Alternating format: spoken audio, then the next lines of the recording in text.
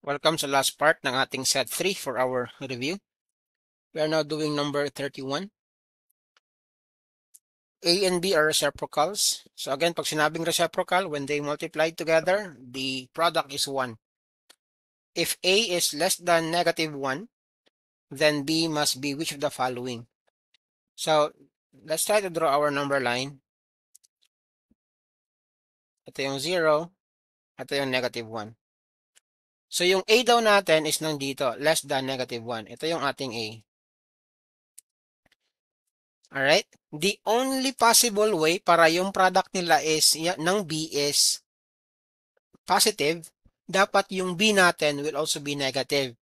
So it should be less than 0 yung B natin. So ito wala na yan. Alright? Wala na yan. Tapos, yung B din natin, again, remember, as we move farther away from negative 1, ito, yung ating number will be greater than negative 1.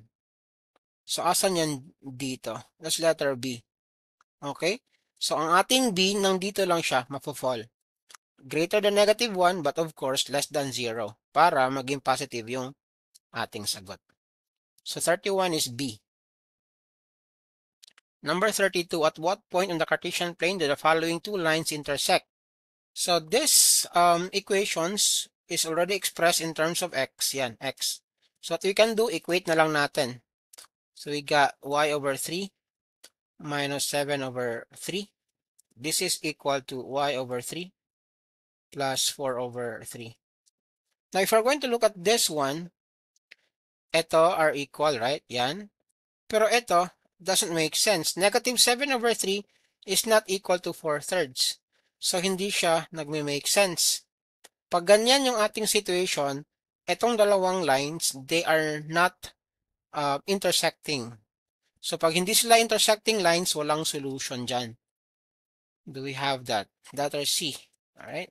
Walang solution. 33 tayo. The slope of the line represented by the equation of 2 times the quantity of x minus 3 minus 6y equals 10. So, pinapahanap yung slope. Ang gagawin natin, transform natin into y equals mx plus b.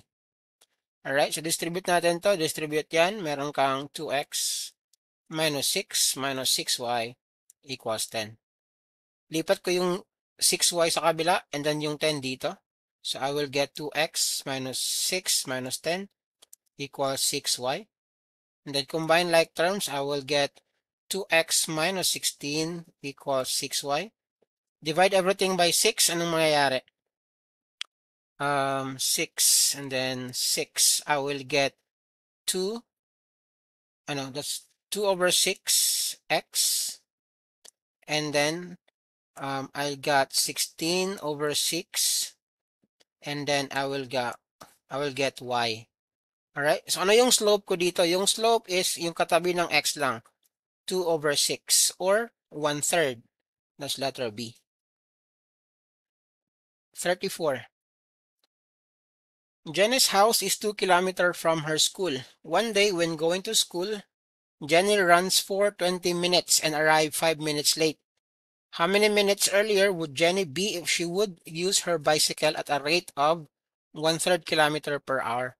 So pag ganitong mga problem, always remember your distance formula equals rate times time. Alright? So si Jenny daw, tumakbo. And then it took her 20 minutes.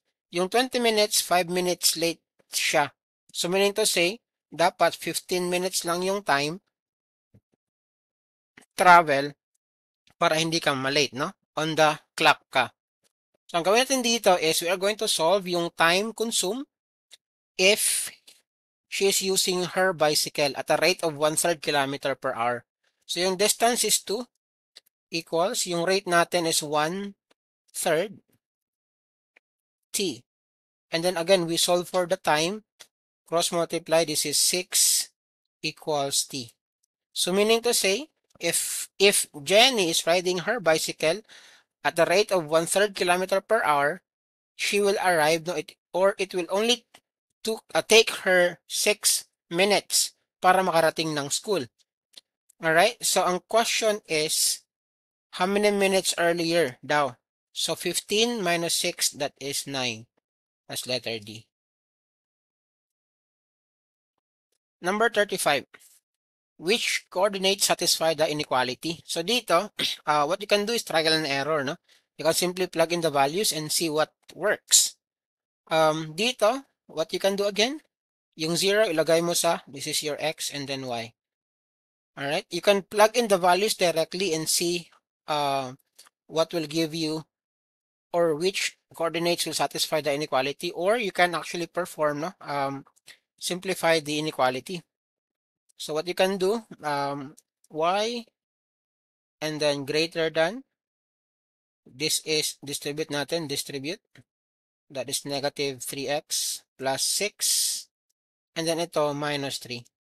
So meron kang y is greater than negative 3x plus 3. Or again, this is y greater than negative 3 tapos x minus 1. Alright? And then you just pick the values dito. Kung 0 yung x mo, what will happen? Kung 0 yung x, this is 2, right? Meron kang 2 is greater than negative 3 and then negative 1. Is that correct? Hindi, right? Kasi this is 2, this is greater than 3. Hindi siya pwede, no? That's not the correct answer. What about letter B? If 1 yung x mo, if 1 yung x, this is 0. So this is 0. So is 0 greater than 0? Hindi, they are equal, right? So hindi yun yung sagot mo. Letter C, negative 3 and then 15. Dito. So meron kang 15. Is it greater than negative 3, right? So negative 3 minus 4, minus 1, negative 4. So meron kang 15 greater than 12. Check. So ito yung sagot mo. Follow for more.